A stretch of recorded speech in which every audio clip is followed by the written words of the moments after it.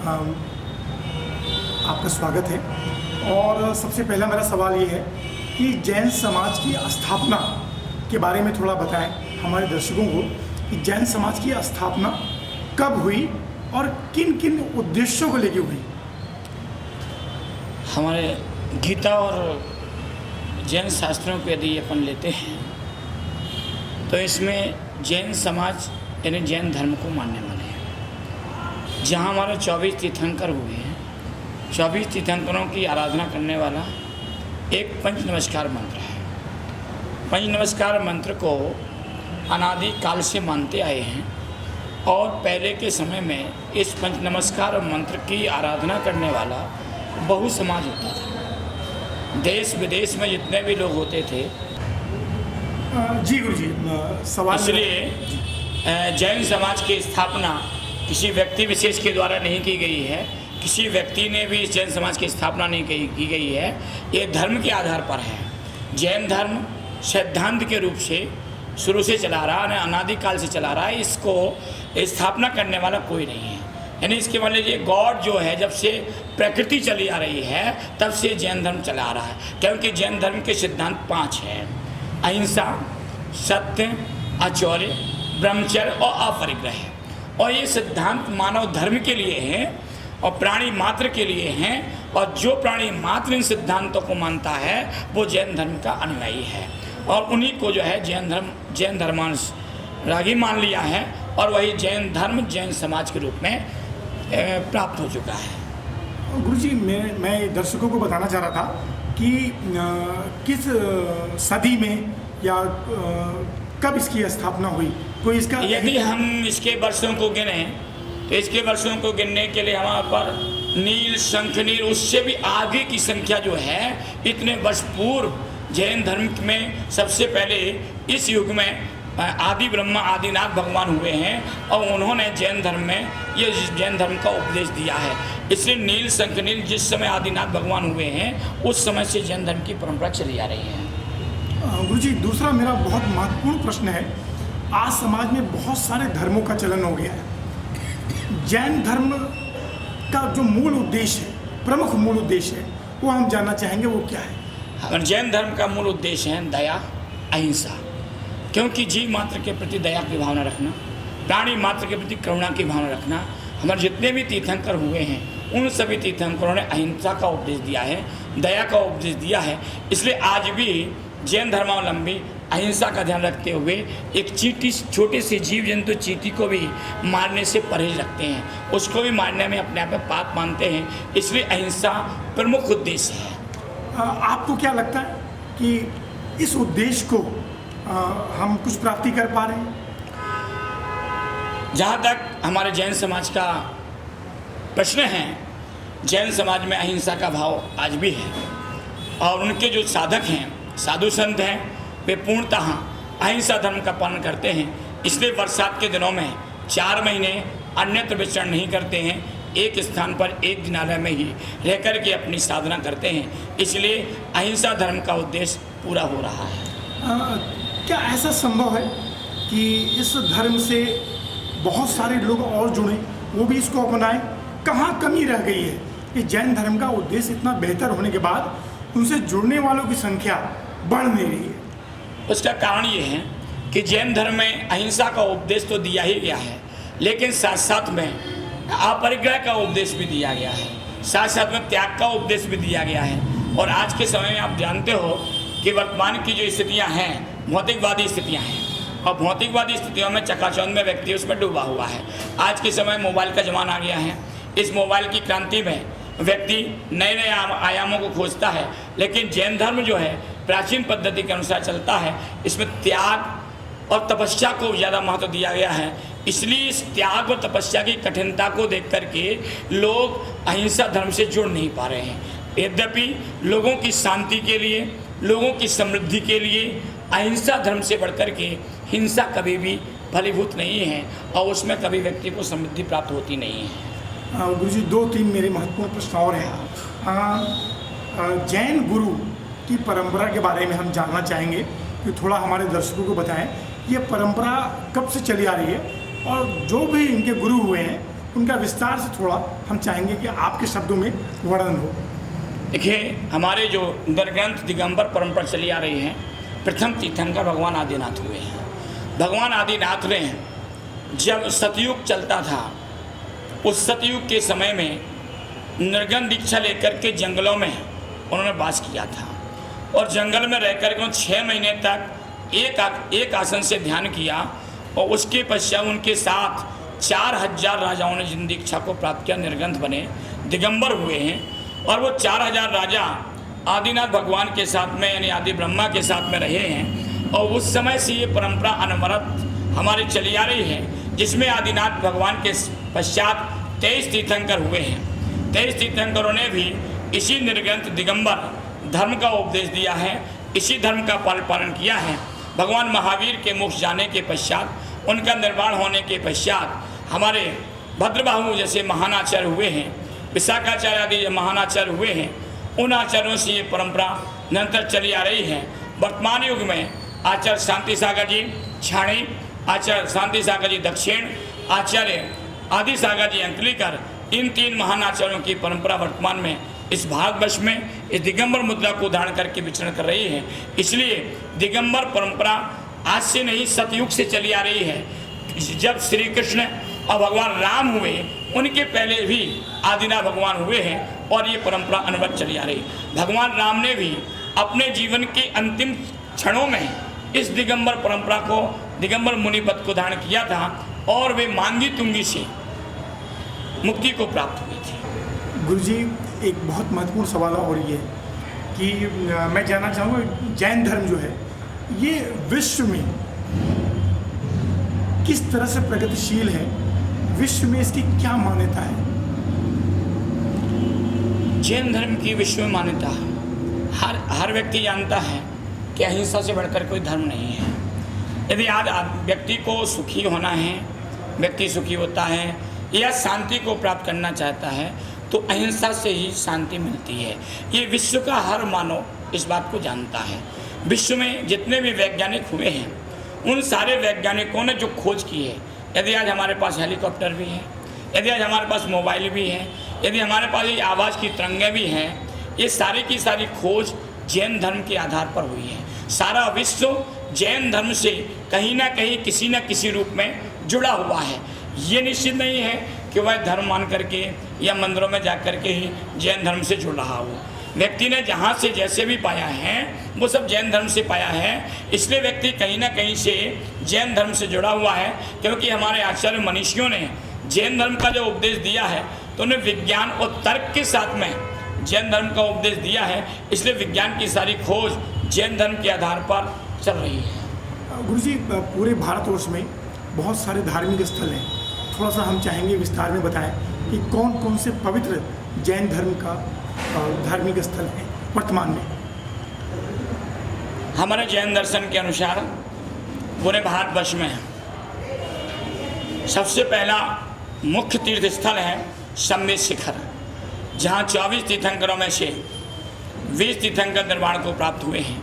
उनके साथ असंख्यात मुनिराज निर्वाण को प्राप्त हुए हैं। जिस सम्मित शिखर की भूमि पर आज भी वह अतिशय और चमत्कार है कि व्यक्ति यदि वंदना करने के लिए, दर्शन करने के लिए पर्वत पर जाता है और आते समय या जाते समय कहीं रास्ता भटक जाता है, तो उस पर्वत पर रहने वाले जो देव हैं, वे व्यक्ति के साथ किसी न किसी रूप में आकर के उसको रास्ता बता करके जाते हैं। और जब वो रास्ते पर व्यक्ति आ जाता है, उसके पश्चात वो प्राणी वहाँ से पीछे हो जाता है। यदि वो व्यक्ति देखता है कि वो व्यक्ति कहाँ गया जिसने हमें ये रास्ता दिखाया, फिर वो कहीं दिखाई नहीं देता है।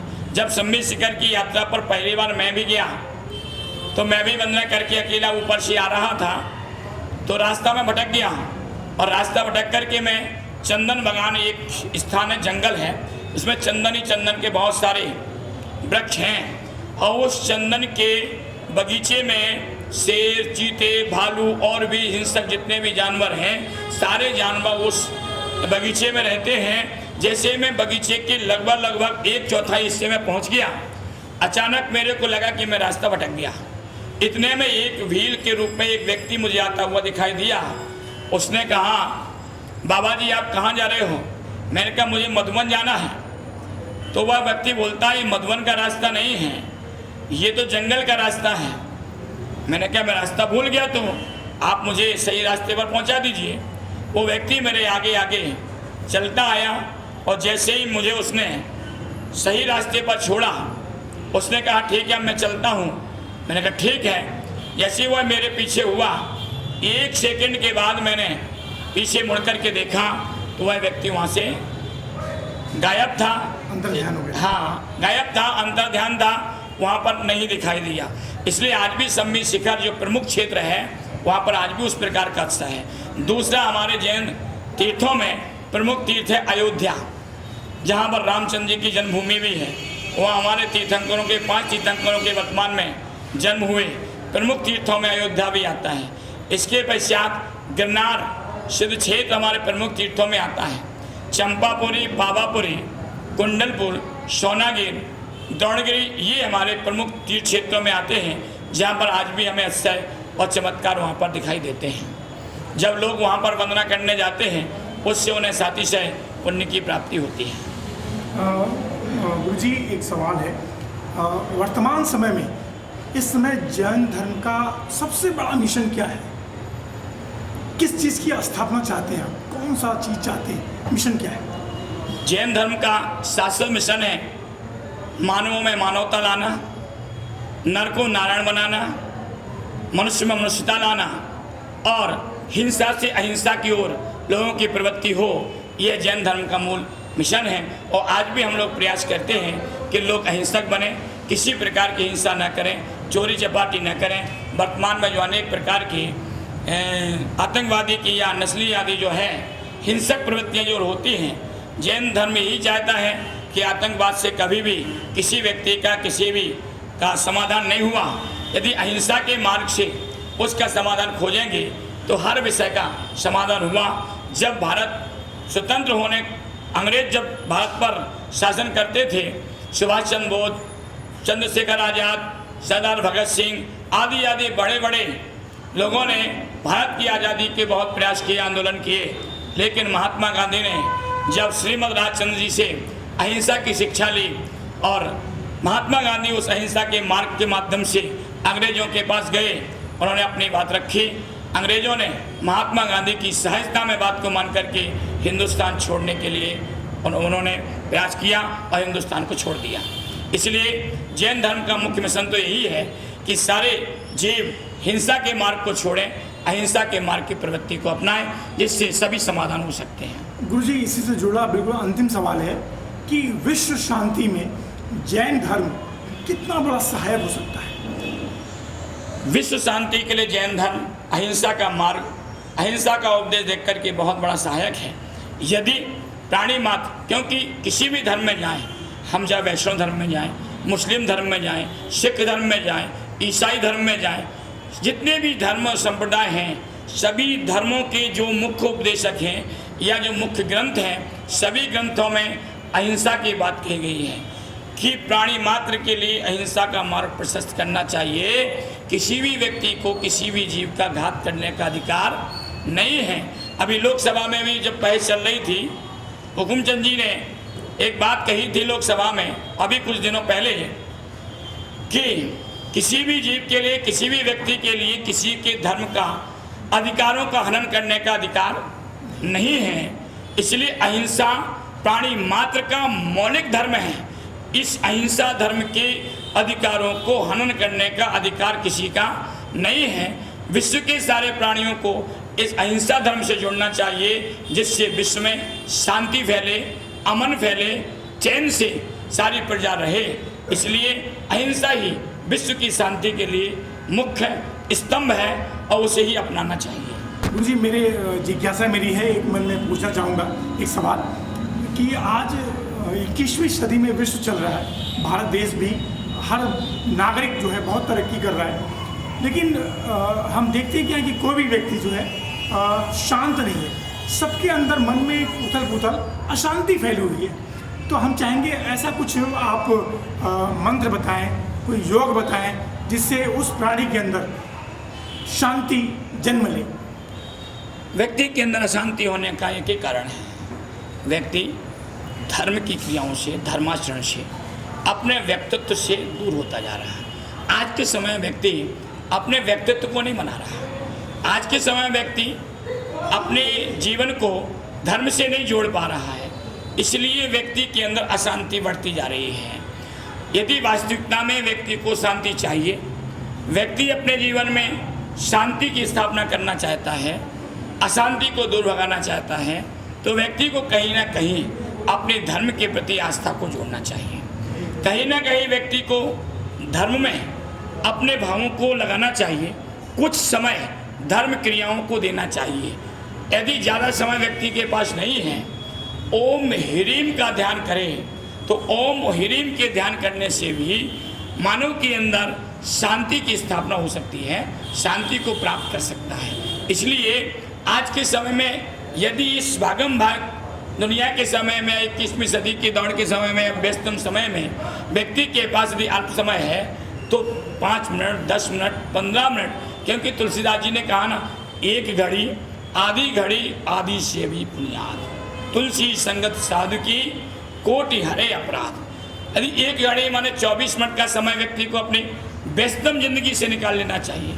यदि वहाँ समय नहीं निकलता तो उनका आधा 12 मिनट का समय निकाल लेना चाहिए। फिर भी व्यक्ति के पास समय नहीं है तो 6 मिनट का समय तो व्यक्ति को अपनी ज़िंदगी में ओम ह्रीम इसके ध्यान के लिए निकालना चाहिए। यदि व्यक्ति ओम ह्रीम का 6 मिनट भी ध्यान करता है तो वह अपने जीवन में शांति की स्थापना अवश्य कर लेगा। गुरुजी, कुछ हम न पूछ पाए हों और हम चाहते हैं जनमानस को कुछ उपदेश दे दें। जो सवाल मैं न पूछ पाया हूँ उसके बारे में आप कुछ जनमानस को जनमानस के लिए मेरा एक ही संदेश है कि व्यक्ति अपने जीवन में कितना भी व्यस्त रहे,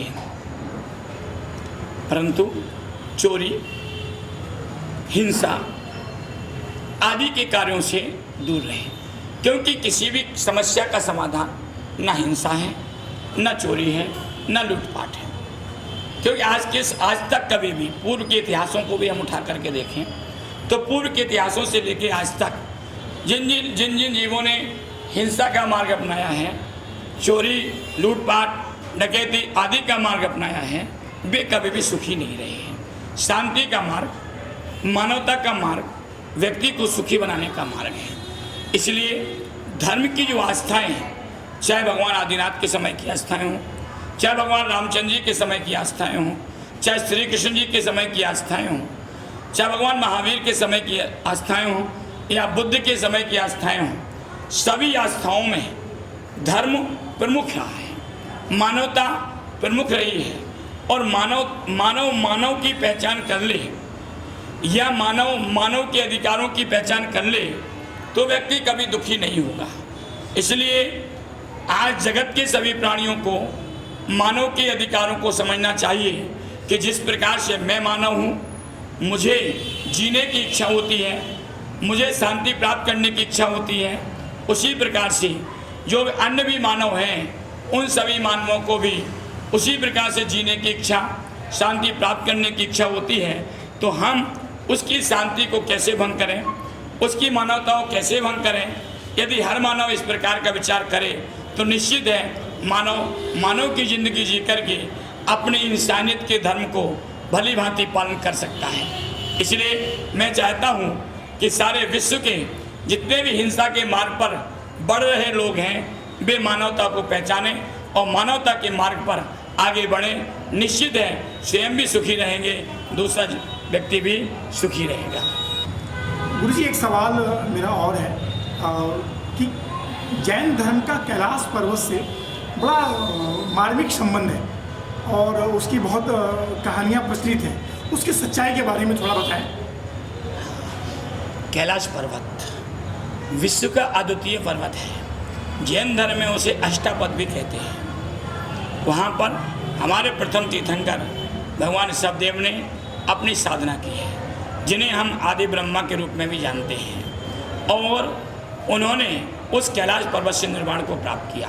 उनके पुत्र बाहुबली, अनंतवीर आदि 98 पुत्रों ने उस कैलाश पर्वत से निर्वाण को प्राप्त किया। उन्हीं के पुत्र जिनके नाम पर आज हम हिंदुस्तान को भारत जानते हैं, उनके पुत्र थे भरत चक्रवर्ती। भरत के नाम से ये पूरा भारत जाना जाता है। उनकी याद, उनकी स्मृति में कैलाश पर्वत पर चक्रवर्ती भरत ने 72 जिनालय बनवाए थे और 72 जिनालय सब रत्नमयी स्वर्णमयी बने हुए थे। और स्वर्णमयी जिनालयों में उन्होंने रत्नों की प्रतिमाएं स्थापित की थी और उन जिनालयों की ऊंचाई 2000 हाथ ऊंचे, 500 हाथ ऊंची जिन प्रतिमाएं उन जिनालयों ने स्थापित की थी। उसके पश्चात दूसरे चक्रवर्ती हुए हैं सगर चक्रवर्ती। उनको लगा कि आगे आने वाले समय में इतने विशाल और सुंदर जिन मंदिरों की रक्षा ये मनुष्य नहीं कर सकेंगे, क्योंकि आगे आने वाले समय में आतंकवाद फैलेगा, चोरी डकैती का प्रसंग अधिक बढ़ेगा, तो लोग इसको चुरा ले जाएंगे। इसलिए सगर चक्रवर्ती के 60,000 पुत्र थे। उस कैलाश पर्वत की चारों तरफ से उन्होंने बहुत लंबी चौड़ी खाई खोदी, जिसे आज समुद्र का रूप कहते हैं कि समुद्र का रूप बन गया है वो। और जो मूल कैलाश पर्वत है वहाँ पर तो आज के समय में लोग जा ही नहीं पाते हैं। ये तो सेकेंड कैलाश पर्वत है जहाँ पर लोग जाते हैं। इसलिए वहीं पर शंकर जी ने भी तपस्या की है, वहाँ पर रामचंद्र जी ने भी तपस्या की है और भी श्री कृष्ण जी भी उस कैलाश पर्वत तपस्या करने के लिए गए हैं। इससे जैन धर्म का संबंध प्रथम तीर्थंकर और आदि ब्रह्मा आदिनाथ के समय से है। इसलिए उस जैन धर्म कैलाश पर्वत के लिए सभी जैन धर्मावलंबी विशेष रूप से याद करते हैं, पूजते हैं और पूज स्थल मानते हैं। गुरु जी, एक सवाल और मेरा जिज्ञासा कर रहे हैं, अगर आपका आदेश हो तो मैं पूछ लूँ? हाँ, बिल्कुल पूछिए। गाजियाबाद प्रवास के दौरान आप क्या मैसेज गाजियाबाद निवासियों को देना चाहते हैं आप, और किस रूप में आपने इस प्रवास को आपने रखा हुआ है यहाँ पे? गाजियाबाद मेरे लिए एक तीर्थ के समान है, क्योंकि जो मेरे गुरुदेव हैं परम पूज्य समाधि सम्राट आचार्य गुरुदेव सुमति सागर जी महाराज, आज से 50 साल पहले टाउन हॉल में उनकी मुनि दीक्षा, दिगंबर दीक्षा हुई थी। और बहुत लंबे समय से मैं विचार में था कि गाजियाबाद एक ऐसा तीर्थ है, क्योंकि कहा जाता है कि जहाँ जहाँ गुरु चरण पड़े तीर्थ हजार होएं। इस प्रकार की जो कहावत है कि गुरु की जहाँ पर चरण पड़ गए हैं वो भूमि तीर्थ के समान बन जाती है। और अन्य 1000 तीर्थों की वंदना करने से गुरु के चरण जिस भूमि पर पड़े हों उस भूमि की रज मस्तक से लगाने से 1000 तीर्थों का फल मिल जाता है। ऐसी मेरी भंगल भावना थी, इसलिए मैं गाजियाबाद में आया हूँ। और गाजियाबाद के लोगों को संदेश यही दूंगा कि अमन और चैन का मार्ग, सुख का मार्ग, मानवता का मार्ग, व्यक्तित्व के मार्ग को अपनाएं, जिससे व्यक्ति का जीवन चैन से रहे, सुख से रहे, समृद्धि से रहे। गुरुदेव की जन्म शताब्दी यानी 100वां जन्म जयंती महोत्सव 26 सितंबर को बड़े धूमधाम से मनाया जाएगा, कि गुरुदेव 100 वर्ष के उस समय होने जाएंगे। और इसी भूमि पर उनका स्वर्ण संयम जयंती महोत्सव भी 15 नवंबर को मनाया जाएगा, जो गुरुदेव के यहाँ पर दीक्षा लिए 50 वर्ष हो जाएंगे। इसलिए उस संदर्भ में मैं यहाँ पर गाजियाबाद में आया, मुझे बहुत अच्छा लगा। और धर्म की प्रभावना बहुत अच्छी चल रही है, लोग धर्म के संस्कार और धर्म के प्रति जागरूक बन रहे हैं। जी, आपका बहुत बहुत धन्यवाद। हमारे गुरु जी का जन्म ग्राम गसौली, जिला उत्तर ललितपुर, उत्तर प्रदेश में हुआ। उनके गुरु जी का नाम आचार्य समाधि सम्राट गुरुदेव आचार्य श्री सुमति सागर जी महाराज, और उनके पिता का नाम श्री प्रेमचंद जी, माता जी का नाम श्रीमती कस्तूरी बाई। इनके व्यस्त अवस्था में 5 भाई 3 बहन हैं, और बुआ का नाम श्रीमती गुरुमाला जैन, श्रीमती संतोष जैन। शिक्षा हमारे गुरुजी की 10वीं मैट्रिक है। और शिक्षा दोबारा शिक्षा छोड़ दीजिए। दीक्षा हमारे गुरुजी की इलक अवस्था में सोनागिरी जी में हुई थी, और मुनि अवस्था में श्री सम्मेद शिखर जी में हुई थी। तारीख मुनि दीक्षा की तारीख श्रावण शुक्ला सप्तमी मुझ सप्तमी पर मुनि दीक्षा सम्मेद शिखर जी में हुई थी। हमारे गुरुजी का मुनि दीक्षा सम्मित शिखर दिनांक 25 जुलाई श्रावण शुक्ला सप्तमी के दिन सम्मित शिखर जी में हुई थी। और आचार्य पद आचार्य श्री का 2196, आचार्य पद आचार्य श्री का 2196 कुतमा में आचार्य श्री सुमंत सागर जी महाराज ने उनको दिया था। और आचार्य श्री के पास 3 आचार्य पद हैं, आचार्य सुमंत सागर जी, आचार्य अजीत सागर जी, आचार्य ब्रिज सागर जी। इन 3 आचार्य पद आचार्य श्री के पास हैं। और दुनिया में ऐसा कोई संत नहीं है जिसके पास 3 आचार्य पद हों। केवल हमारे गुरुजी आचार्य श्री विवेक सागर जी महाराज हैं, उन्हीं के पास 3 आचार्यों के 3 आचार्य पद हैं। और आचार्य श्री की उपाधि वात्सल दिवाकर, चर्या चूड़ामणि, प्रखर प्रवक्ता, ये आचार्य श्री की उपाधियाँ हैं। और वात्सल आचार्य श्री में बहुत बढ़ा हुआ है, कूट कर बढ़ा हुआ है। शिष्यों के प्रति बहुत वात्सल्य है और शिष्यों का ऐसे ध्यान रखते हैं जैसे माँ अपने शिष्यों का, अपने बेटों का ध्यान रखती है, वैसे ही आचार्य श्री हम लोगों का, हमारे शिष्यों का, अपने शिष्यों का ध्यान रखते हैं।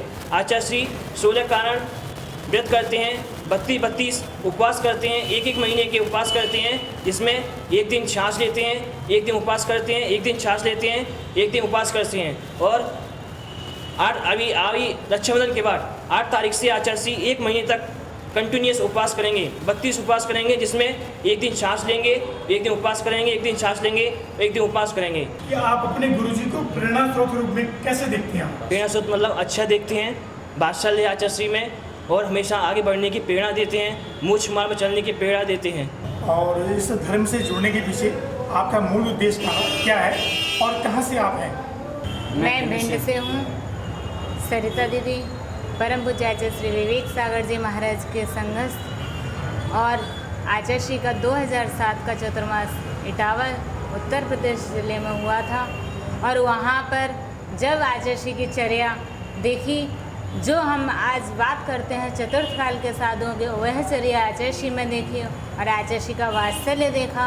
और जो आचार्य श्री का प्रवचन प्रखर प्रवक्ता की उपाधि दी गई है, तो आचार्य श्री का प्रवचन इतना धार्मिक होता है और जो बाहर अन्य विषयों पर नहीं होता है। और यह प्रवचन को सुनकर मैं प्रभावित हुई और आचार्य श्री ने इस मार्ग पर बढ़ने के लिए हमें आगे प्रेरणा दी। और इसलिए और जो मनुष्य जन्म मिला है, मनुष्य जन्म का सही उद्देश्य तो यही मार्ग है, यही मार्ग से कल्याण होना है। धर्म आराधना करें, धर्म से जुड़ें, यही हमारी भावना है। मैं इंदौर से बाल ब्रह्मचारी हर्षिता दीदी संघस्थ आचार्य श्री विवेक सागर जी महाराज। मैं आचार्य श्री से 2014 में इंदौर चतुर्मास के दौरान जुड़ी थी। जब आचार्य श्री के दर्शन करें तब मुझे भी जैन धर्म का ज्ञान होने की प्रेरणा मिली और अहिंसा मार्ग के चलने की प्रेरणा मिली और लोगों को भी और बढ़ाने के लिए इस मार्ग पे प्रेरित हुई। आप इतनी कम उम्र में आप जुड़े हैं इससे, और इसके पीछे मूल उद्देश्य क्या है? पूरा जीवन समर्पित कर दिया आपने जैन धर्म के लिए? आत्म साधना करने के लिए कम उम्र में आचार्य से प्रेरणा पाके मैं इस ओर बढ़ी हूँ। नहीं, पहले सबसे पहले उनका नाम अनिल महामंत्री जी। हाँ, अनिल जैन साहब, राजेंद्र जी, पवन जी, राजेंद्र जी, पवन जी। जैन समाज के विस्तार के लिए, जैन समाज की सद्भावनाओं को बढ़ाने के लिए, जैन समाज में धर्म भावना बढ़ाने के लिए ही उन्होंने यह चातुर्मास कराया है। और चातुर्मास के उन्होंने बहुत प्रयास किया है। साल भर तक ये समाज को लेकर के चातुर्मास के प्रयास में लगे रहे और उनकी भावना यही रहती है कि समाज में धर्म की भावना सदैव आगे बढ़ती रहे और लोग धर्म से जुड़े रहें। जैन समाज के प्रति बहुत सद्भावना है। जैन धर्म के प्रति हमारी बहुत सद्भावना है, बहुत आगे बढ़े जैन धर्म। और आचार्य श्री जी के हमने चतुर्मास करा करके इससे बहुत बड़ा लाभ मिला है। पब्लिक बहुत जुड़ी है हमारे से। जितना भी हो सकता है हम आचार्य श्री के मार्गदर्शन में काम करते रहेंगे, यही हमारी सद्भावना है। जी बहुत ही बताया। आचार्य श्री का आगमन गाजियाबाद में हुआ और चतुर्मास की हमने बहुत ज़्यादा प्रतिक्रिया करने के बाद जब आचार्य श्री का सानिध्य मिलने की हमें परमिशन मिली और आचार्य श्री ने हमें इस बात के लिए अवगत कराया कि मैं गाज़ियाबाद चतुर्मास करूँगा, और हमें इतनी अपार खुशी और जैन समाज को मिली कि एक आचार्य श्री का चतुर्मास गाज़ियाबाद में हो रहा है। और आचार्य श्री का चतुर्मास होने के पीछे एक उद्देश्य ये भी है कि आचार्य श्री के आचार्य श्री यानी कि डबल उनका 50वां दीक्षा दिवस भी इसी शहर गाज़ियाबाद में समाधि सम्राट महाराज जी का, आचार्य सुमति सागर महाराज जी का दीक्षा दिवस इसी शहर गाज़ियाबाद में, दीक्षा 50 साल पहले हुई थी, तो 50वां महोत्सव भी हम गाज़ियाबाद में आचार्य श्री के सानिध्य में गाज़ियाबाद में बना रहे हैं। और इसी के साथ साथ आचार्य श्री का गुरु पूर्णिमा का कार्यक्रम, उसके बाद मंगल कलश स्थापना का कार्यक्रम, भक्तांबर महाकुंभ एक अपने आप में एक अनूठी चीज़ है, जैन समाज की धरोहर है कि जो जैन समाज को हर चीज़ में और समाज की विकृति को निपटाने के लिए जो भक्तांबर के 48 स्रोत हैं, उन स्रोतों का महाकुंभ बना के आचार्य श्री के सानिध्य में लगभग 100-125 आदमियों ने जो विधान के आयोजन में बैठे और बैठने के बाद उसको विस्तार रूप से उसका श्रवण किया। और उसके बावजूद जब आचार्य श्री ने ये बताया कि इस भक्तांबर महाकुंभ की महिमा कितनी अपार है कि जिस भक्तांबर की 48 कड़ियों से 48 ताले मुनिवर के जब खुल गए, तो उसी भक्तांबर का विधान आचार्य श्री के सानिध्य में यहाँ घंटाघर जैन मंदिर में करा गया। उसके बावजूद अब आगे के कार्यक्रमों में आचार्य श्री का दीक्षा दिवस का कार्यक्रम भी, जन्म जयंती महोत्सव भी इसी प्रांगण में यहीं मनाया गया, आदिनाथ दिगंबर जैन मंदिर घंटाघर पर। और आगे आने वाले कार्यक्रम आचार्य श्री के 10 लक्षण महापर्व, जो हमारे जैन समाज की सबसे बड़ी धरोहर मानी जाती है कि जैन समाज ये सोचता है कि पूरे साल में जो 10 दिन होते हैं और 1 महीना भादों का, जो हमारा रक्षाबंधन से अगले रोज़ भादों शुरू हो जाता है, भादों का 1 महीना और उसके अंदर 10 दिन के 10 लक्षण महापर्व, उस 10 लक्षण महापर्व पर हम जो एक विधान के आयोजन 10 के 10 दिन विधान लगातार आचार्य श्री के सानिध्य में यहाँ होगा। और उसके बावजूद उसका आगे का कार्यक्रम, उसके बाद आचार्य श्री का जो है जन्म जयंती महोत्सव और संयम स्वर्ण जयंती महोत्सव दोनों यहाँ इस प्रांगण में करे जाएंगे। पवन जी, जैन धर्म के बारे में आपने बहुत बताया, कार्यक्रम के बारे में, जैन धर्म के बारे में आपका भावना क्या है? जैन धर्म अहिंसा का मार्ग है और जैन धर्म के अहिंसा के मार्गों पे जो चल गया वो तर गया। मोक्ष मार्ग को जाने का एकमात्र साधन है वो है जैन धर्म। उसके अलावा कोई किसी धर्म में आपको मोक्ष मार्ग का रास्ता नहीं मिलेगा। मोक्ष मार्ग का एक रास्ता है वो जैन धर्म है। आचार्य श्री के सानिध्य में इतना ही ले सकते हैं। क्या नाम है? राजीव कुमार जैन। राजीव कुमार जैन। अपना परिचय बोल दीजिए। मेरा नाम राजीव कुमार जैन है और हम ही छात्र हैं।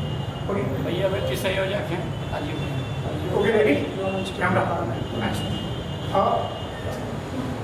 राजीव कुमार जैन जी, आप भी गुरु जी के सानिध्य में हैं, आप थोड़ा विस्तार से बताएं जैन धर्म के बारे में, आपका क्या सोचना है?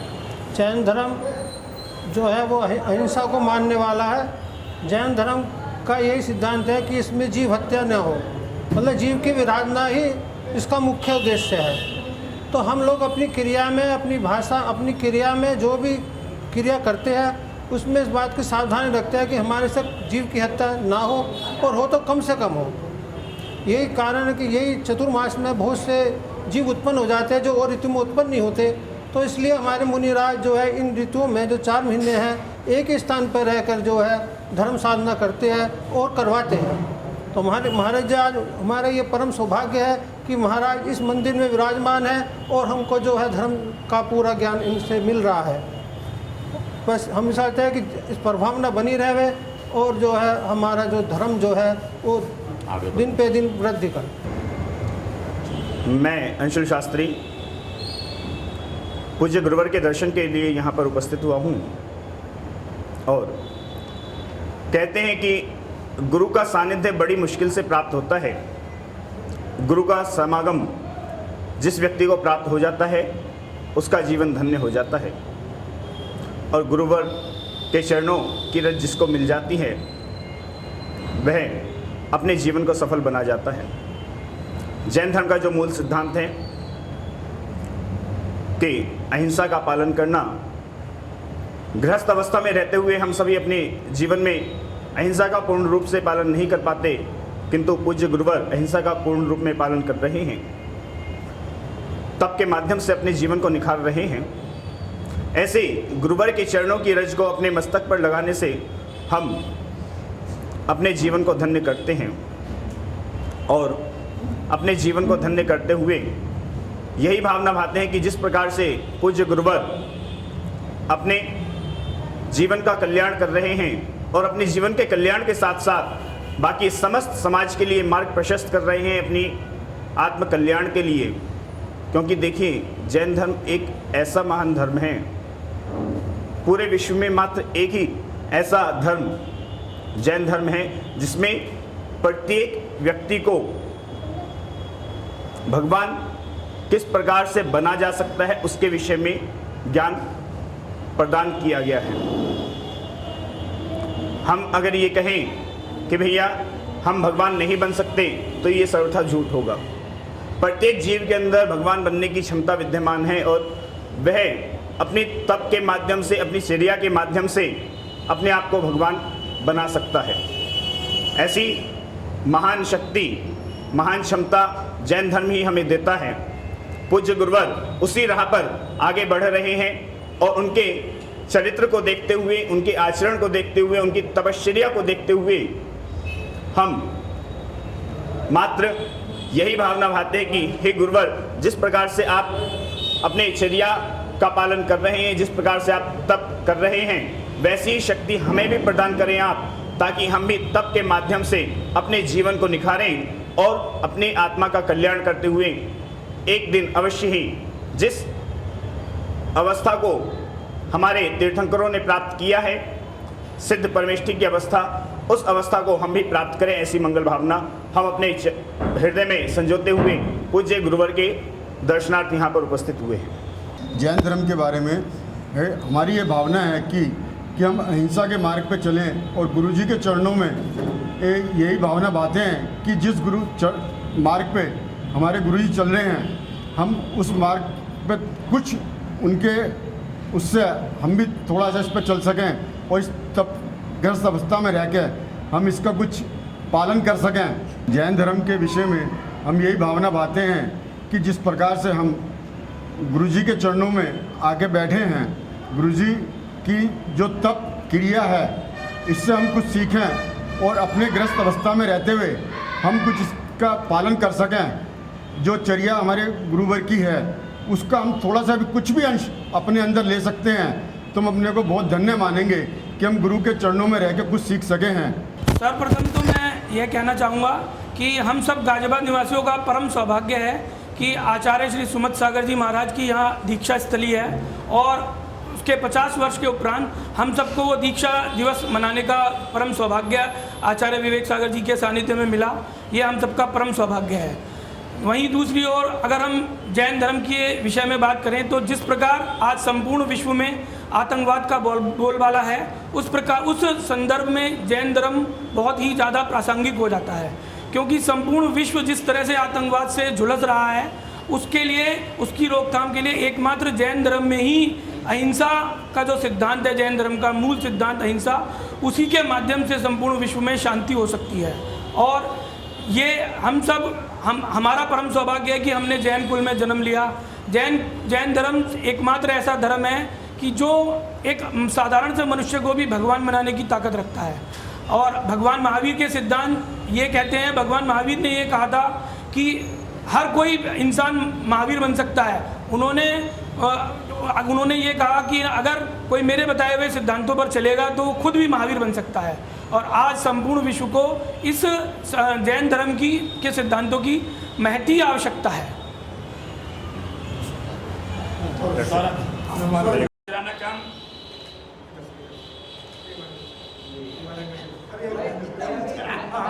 मैं क्यों नहीं हूँ भाई? सब आ गए? लाइट नहीं आ रही? लाइट आ रही? लाइट आ रही? हाँ, कीप साइलेंट। मुस्कुराना कम, हंसना ज़्यादा।